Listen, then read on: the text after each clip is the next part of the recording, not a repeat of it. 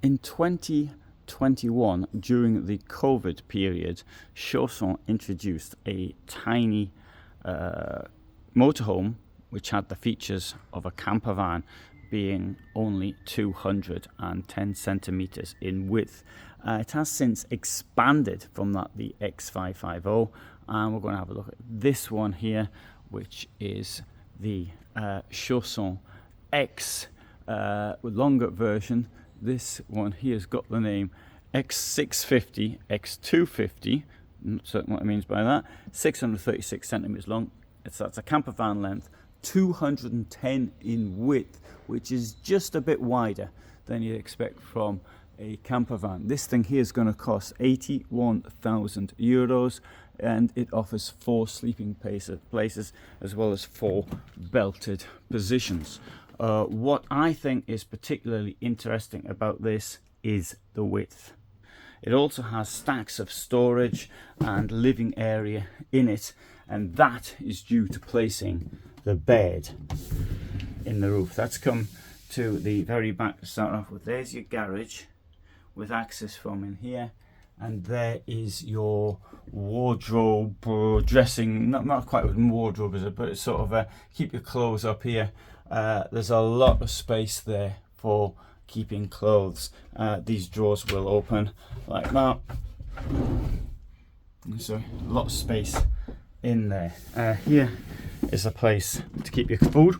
It's called a fridge and comes with a freezer, and below it's also a bit of storage area as well.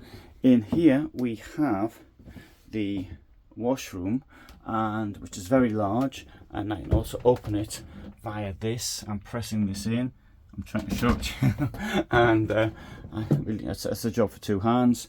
There is your shower. There's somewhere to sit while you're washing your feet, and there's a duckboard inside. Very nice feel, a very nice washroom. It's closed via this sliding door.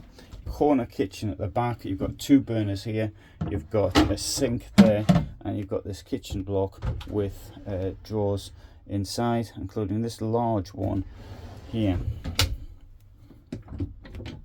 And this one here doesn't want to open, as it will.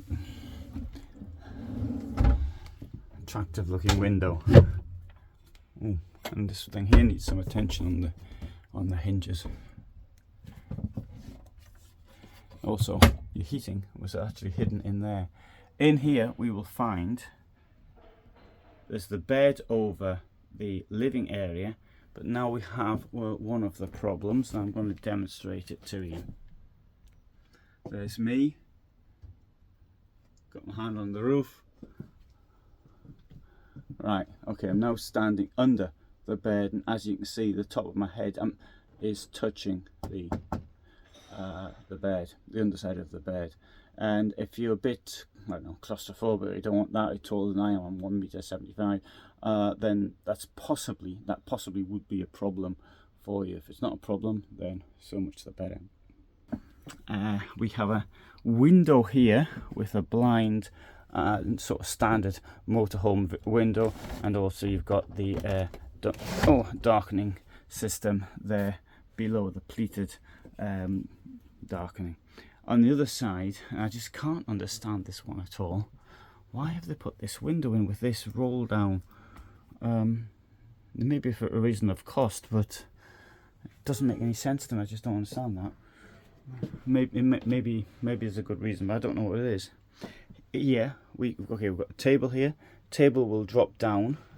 You can make a bed below, and of course you've got the bed above as well. So the one of the obviously we're in a hall, which doesn't really help, but I do rather feel that this lounge area is somewhat dark.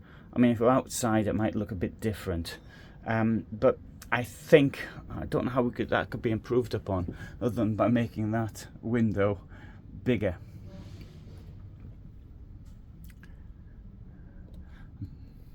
Just thinking, has that got anything to do with the bed? But if it's like that on that side, I just can't explain that window at all.